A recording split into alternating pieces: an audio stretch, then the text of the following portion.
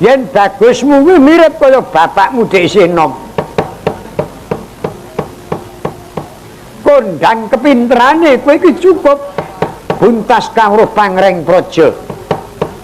Kondang glelengmu malah ngungkuli bapakmu kowe. Ning atosmu kuwi apa wis padha bapakmu apa durung? Aku durung tau ngerti. Tak jarwani. Bapakmu mbiyen arep entuk ibumu Rukmini ku. Kuwi sing ndadekke kondang. Wani mlebu maling.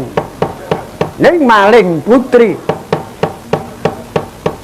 Nanging ra lajeng wonten lajengipun maling putri konangan Bambang Permati. Lah menika anggenipun konangan menika. Kula menika menawi babagan kesagedanipun kepengin kados Kanjeng Rama. Nanging panggenan maling menika sampun ngantos. Iku jatine mung neter kapramiran, neter kadigdayan. Banjur Setyaki dasare senopati gawene Pacakara. Mongko iki mengko arep perang. Udawa kowe sing wis cukup kamruhmu babagan apa? Jalaran kowe iku karo aku barakan wae. Kowe kuwi dadi wong pait ya tahu. Dadi wong rekoso ya gawene. Dadi wong mulya ya tahu. Buktine saiki kowe dadi patih. Menawi kula menika mboten namung patih. Dados dipati menapa sampun ate ning dipati ketoprak mengate. Grojaya Sembrono. Lah kok kowe dadak padha nyadong dawuh. Pancene aku ora perlu paring dawuh. Kowe bisa tumindak trep karo ingkang ndak kersakake. Waduh Diwaji matur nuwun paring pangalembono dhateng Kadang Sentana Ndarawati. Adaanipun tiyang menika menawi dipun alem lajeng gampil mendem. Nanging menawi Kadang Sentana Ndarawati yen dipun alem menika malah prihatos. Tiyang menawi badhe dados ya menika. Nek dialem iki malah prihatin. Ning kathah-kathahipun anggere wis dialem yo puas diri. Ngene wis kanggo kok. Menika pertanda menawi mboten badhe mindak. Dados kawuningan Diwaji badhe Kadang Sentana Ndarawati sampun cekap kawedigan dadagan menapa kemawon. Nanging kalenggan menika ingkang dipun derekaken Diwaji. Mboten kita namung sakwanda keparing dawuh. Inggih sabdanipun Diwaji ingkang badhe kangge paugraning lampah. Awit menawi tumindak piyambak kirang bejanipun duna dungkap tuni lebat. Ngono Kakang Udawa. Ya daya mengko kabeh wae. Prajurit Ndarawati ora perlu nduk kanthi kabeh. Dikanthi sak pirangan bae. Kawula nggih. Kang sak pirangan rumeksa negara Ndarawati. Mengko yen wis tekan madyaning paprangan dadi siji karo prajurit Mandura. Aku sedya gawe gelare ngaperang Wukir Jaladri, tegese Wukir kuwi gunung, Jaladri kuwi segara. Dadi gelare ngaprang iki mengko kaya segara gunung. Ingkang ana ngarep gamane pedang, bindi, tameng. Banjur mburine ingkang mlaku darat nitih kuda. Gamane jemparing, gandil, tameng sak panunggalane. Mburine kang nitih kuda, nitih rata, nitih dwipangga. Banjur padha nggawa umbul-umbul rontek yen didulus kekaduan bisa kaya dene segara karo gunung. Inggih. Aku senopatine jumeneng ana madyaning barisan Wukir Jaladri. Yen mengko ana mungsuhku sing bisa tak tibani gamanku, apa mati apa urip, kowe kudu padha alok-alok bebarengan. Yen paprangan ana ratu mati dadi banyu mengkono. Wis digo. Dados menika mangke menawi sampun panjenengan dalem nglepasaken dedamel wonten mengsah dalem ingkang kenging dedamel menapa pecah menapa gesang kula sak panca sami alok paprangan ana banyu mati dadi ratu. Oh. Kuwalik ana ratu mati dadi banyu. Oh. Ambak ning kuwalik iso lara teng pikir. Nggih. Nggih ana ratu mati dadi banyu. Nggih saged mangke badhe kula cateti. Lajeng kula sak nganti kaya apa. Kakang Udawa, lamun wis miranti enggal tataneng budal dina iki. Diruwa ketu metu pagelaran njaba tataneng sang yaning para prajurit ngistakaken dawuh. Kandang-kandang budal madya yen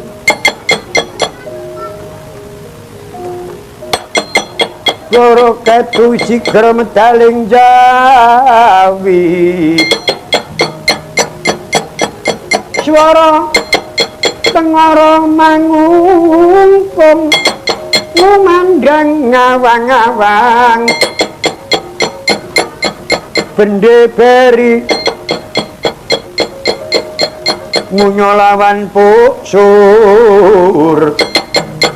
tong-tong grit munyo sauran lerumba ing calon idi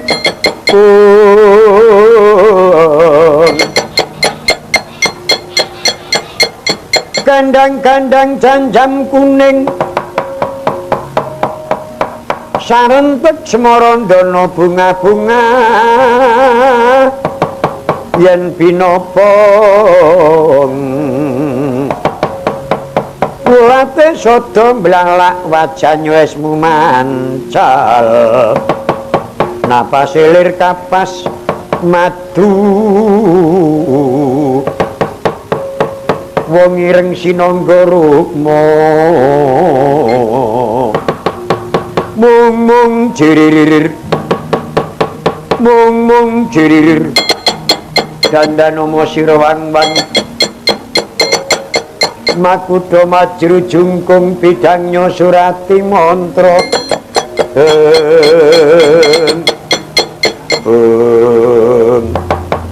paring munjuk atur wong ngersa paduka Kanjeng Diwaji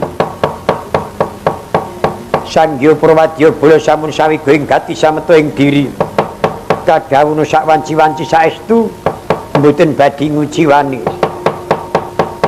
yen mengkono aja nganti kaling nggono tenggal budal dina iki ngestaken dawuh bidaring madya Ndurwati yayah Sardula Wigri kita Sikra budal mambah hanat pirama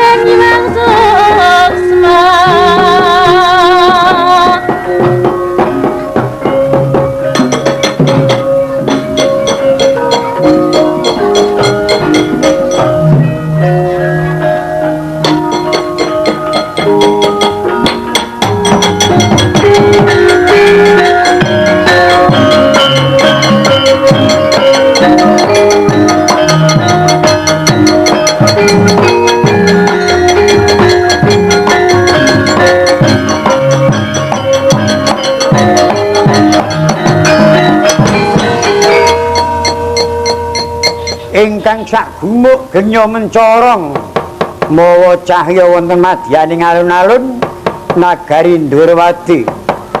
Lah punika wujuding Dwi Pangga inggih Dirada, inggih Liman, inggih Matengga, inggih Gajah.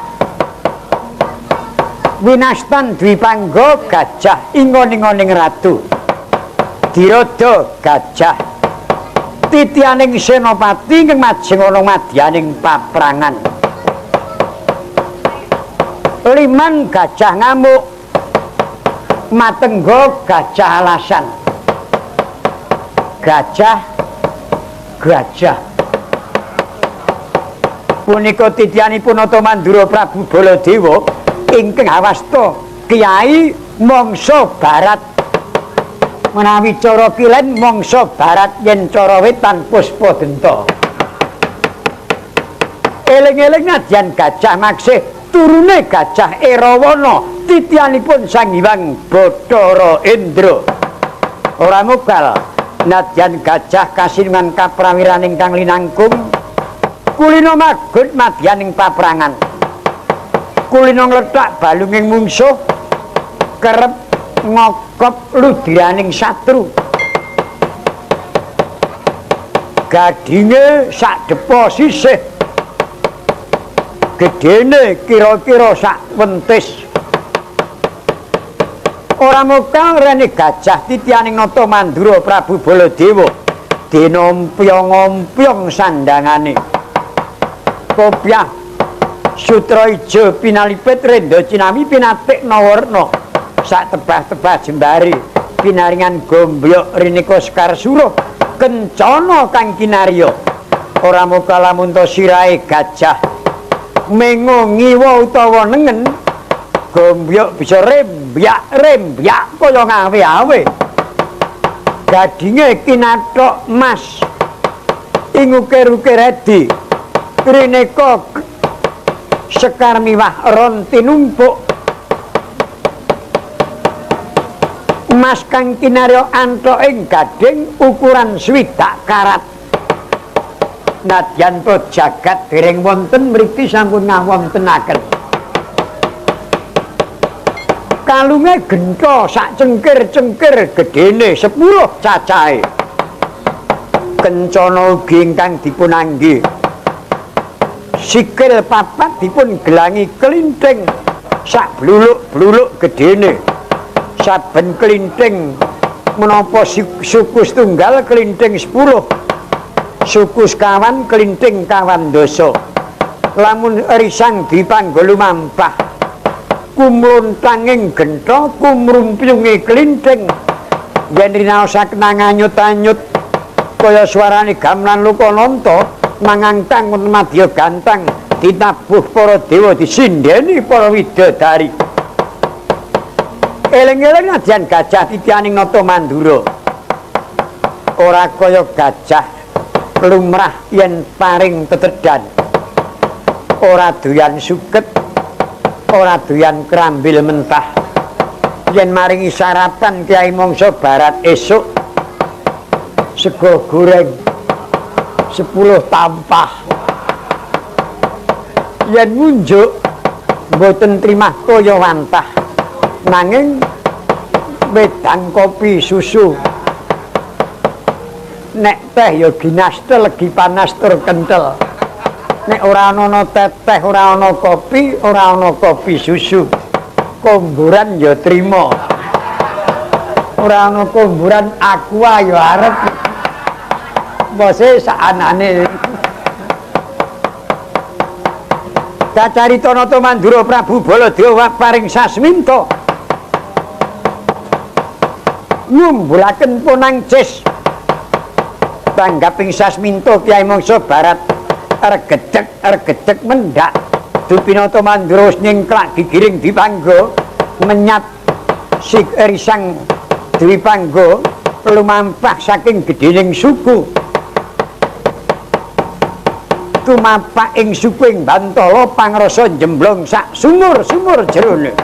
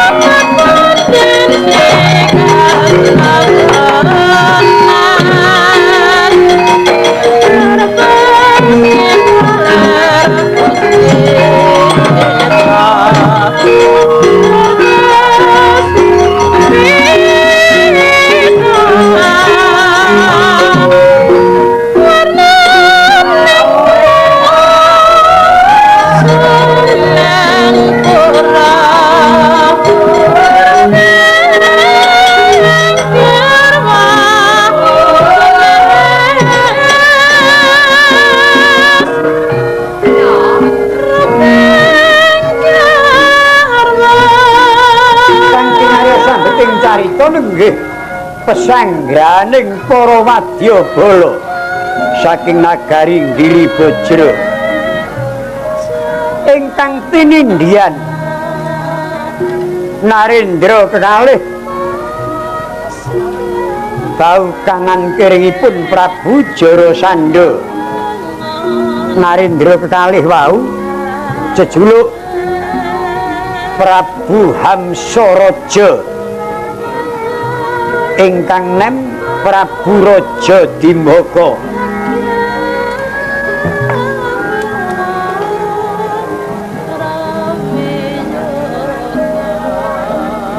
Lah punika tawarnanipun Prabu Hamsaraja. Narendra gagah pideksa ageng aluhur pakulitane nembaga gumenjleng sudukane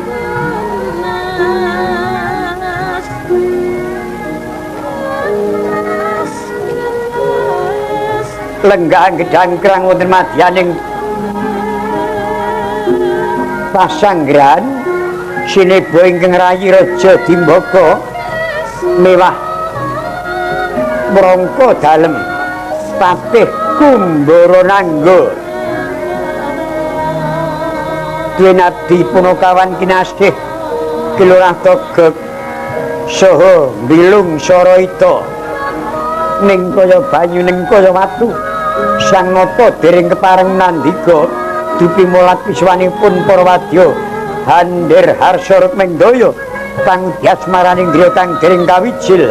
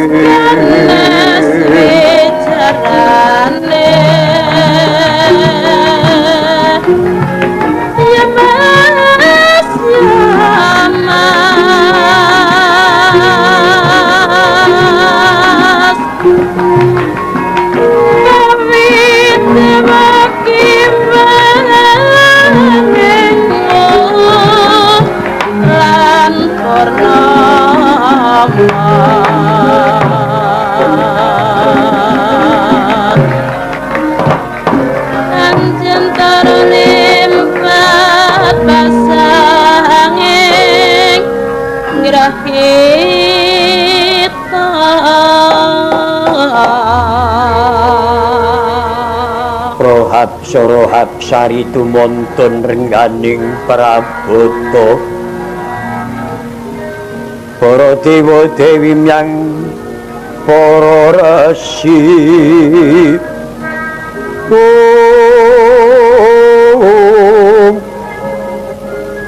kagiat mulat endahing arti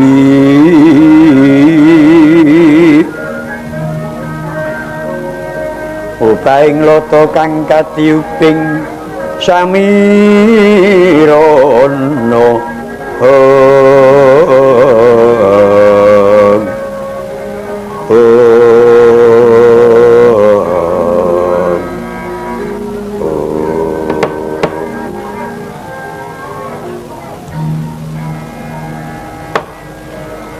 Yastungkara jagat manik raja Dewagu Yayi Raja Dimbaka kula nuwun wonten dawuh Koko Prabu Hamsaraja pun kakang kelenggan iki kepengin ndangu Kakang Patih Kumbaranangga monggo kaparenga Koko Prabu lajeng nimbali Kakang Patih Kumbaranangga. Kakang Patih Kumbaranangga kula nuwun wonten dawuh ingkang pangandika Kanjeng Diwaji. Ingsun sedya mundhut priksa nalika sira diparengake dening Koko Prabu Jarasandha minangka kantiku diparengake kowe nganti prajurit pira cacahe. abdi dalem nderek tindak paduka kaparingipun diwaji Prabu Jarasandha kula mbekta prajurit selangkung ewu sedaya sami sikep siaganing ayuda kowe nganti prajurit 20.000 kabeh sikep siaganing ayuda kula nuwun inggih apa sababe wong 20.000 njaga wong loro Prabu Bismaka karo Setyajid tur wis dikunjara kok dadi iso ilang iku apa saka lirwa marang kewajiban apa pancen kowe iku nyepelekke marang sesanggeman beri kepareng munjuk atur ngersu dalem Kanjeng Diwaji yo mboten kirang anggen kurun jagi Prabu Bismaka tuwin Setyajid wonten pakunjaran nanging saged lolos saking pakunjaran awit Prabu Bismaka Setyajid menika teksih pepundhenipun para kadang Pandhawa pepundhening Pandhawa inggih kowe angger-angger kesupiting kewuh mung ngaturke Pandhawa apa kowe wis ngerti karo Pandhawa dereng sok meneh nek durung jaruh ora susah sok ngaturke beli pilih panjenengan dadi priksa kula aturi ndangu kengabdi Togog nun maju Gog sajake arep ana dawuh lung ya nek ganjaran didom lho nyedak aku nek ora nyedak bahaya adate kowe iki saka ngarep grujuk-grujuk tekan mburi mek mak tes umur maido iki lho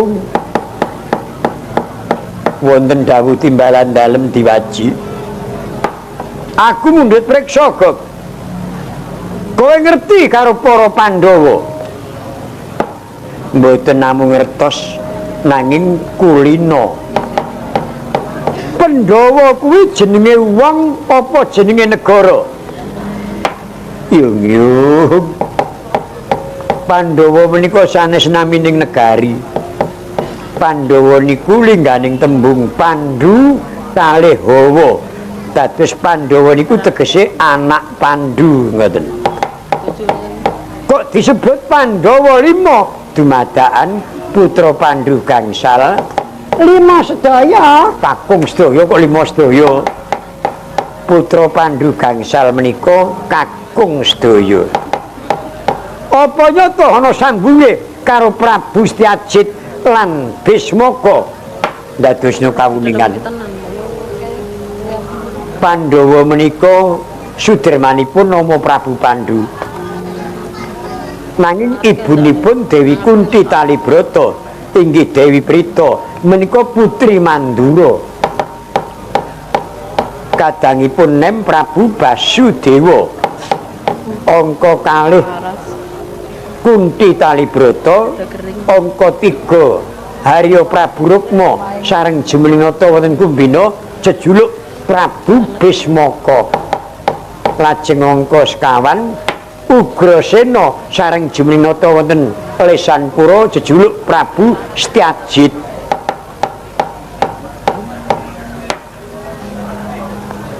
dadi papat pimbiyen putra Mandura nggih putranipun Prabu Kunti Boja janipun wonten gangsal ingkang bajeng menika putri ning menika putra mijil saking garwa ampeyan nama Dewi Sruta mila mboten patos kondang Dewi Sruta menika amargi putra mijil saking garwa ampeyan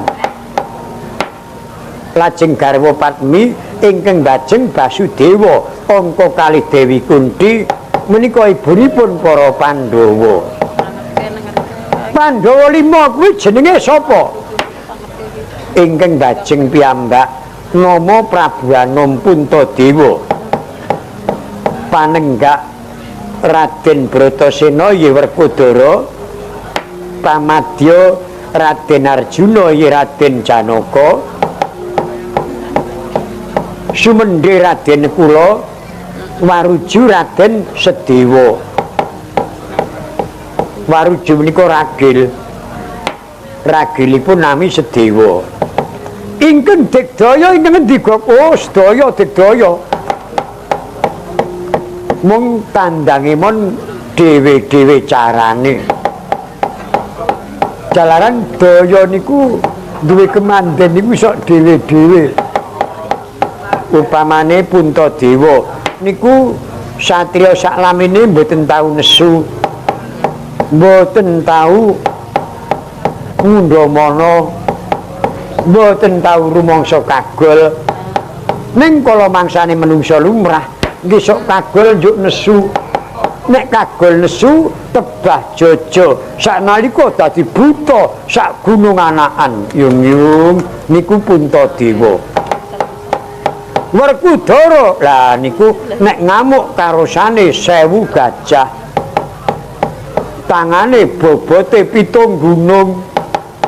Sinten diantem Bratasena oh pendeng.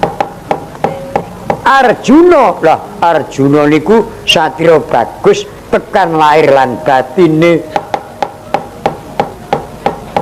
Jeneng Arjuna niku jane tegese ing ngendi-endi ngerti marang lelabuhanku.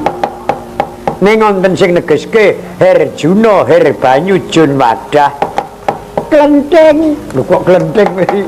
Lah nek wadah banyu ki ra klenteng to. Ning jatosipun Arjuna menika maknanipun ing ngendi-endi ngerti marang lelabuhanku. Mula Janaka niku diwenangke dadi mantu dewa, dadi mantu ratu, mantu pendhita, mantu lemut, mantu cacing. Niku ampun mang tampa lamba. Dadi mantu niku tegese ditresnani. Merga ditresnani para dewa jalaran pun gedhe lelabuhane kalih dewa. Ditresnani para ratu gedhe lelabuhane kalih ratu. Ditresnani para pendhita labuhane kalih pendhita nggih gedhe. Ampun malih pendhita bakul godhong mun ngerti lelabuhane Janaka. Bingkil sepeda nggih ngerti lelabuhane Janaka. Mula Janaka niku sinten mawon tresna. Wonten paribasan menang ning ora rumangsa ngalahke niku Janaka. Lunga ijen ngluruk tanpa bala ning tekan ngendi-endi akeh kancane niku Janaka. Kaya kotra jemang mungsuh niku nyilakani. Mboten samungsuh Janaka Werkudara, mungsuh anak-anake mun cilaka sampeyan. Wis do duwe anak empun kepripun to niku? Anake Werkudara niku loro. Lanang kabeh. Niki mbilung sing ngerti kadigdayane. Sapa lung anake Werkudara sing ampuh? Sing barep niku jenenge Antarja. Anake Werkudara patutan kali Dewi Nagagini, putri Kebumen. Sapa bumi kok Kebumen kuwi? Jenenge Antarja niku nek sampean perang musuh Antarja, nek kalah cilaka, nek menang sangsara. Lho. Kalah kok cilaka nek menang sangsara. Lah nggih, nek kalah le cilaka nggih pun kena ditung to. Kalahe pinten ngoten mawon. Ning nek menang malah sangsara sebabe ditantang terus. Nek sampean mboten wani kandhake mbae. Mbae ya wani perang, gawean kepripen ta niku? Mbae niku naminipun Sang Hyang Ananta Boga Saintana. Mbah, kula dewungsa nika kalah. Aja melu-melu tandangane. Budalke balane ula-ula. Ula sing mandi-mandi. Ula welang, ula weling, ula dumung, ula gadung. Sing ampuh dhewe ula sendok niku anggere metu ngentek-entekke napa-napa. mongko nek pun tek yuk ngantuk. Sopo kuwi Antarja? Ngen sampean kebak ula. Ajeng siram kamar mandi kebak ula. Ajeng dar lemari makan kebak ula napa mboten sangsara? Ajeng sare pesarian kebak ula. Dan sampean selak ngantuk ya turu blek. Sampean turu cedhaki ula siji legeser. Cokot cekat. Banyaki, mboten banyaki ming bebeki. Wong agak dicokot pisan iku ming bebeki. Sampean bebeki ulane ngaso. Ren agak bebeki eling malih. Sampean tenguk-tenguk kaya wong getun. Dicedhaki malih. Le nyokot sing ping pindho niki ditanjake. Cekat. Lah niki sampean agak banyaki. Aku banyaki ulane ngaso kalih udut. Ana ula kok udut. Leng-lenging driya mangun-mangungkung. Kanduan rimang yaya lena tan kanin.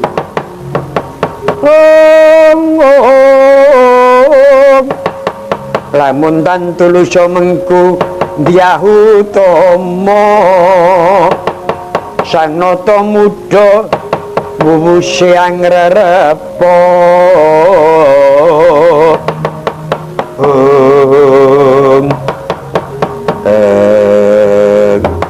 Koknun ature mbilung arep tak buktekke nyemanggaken.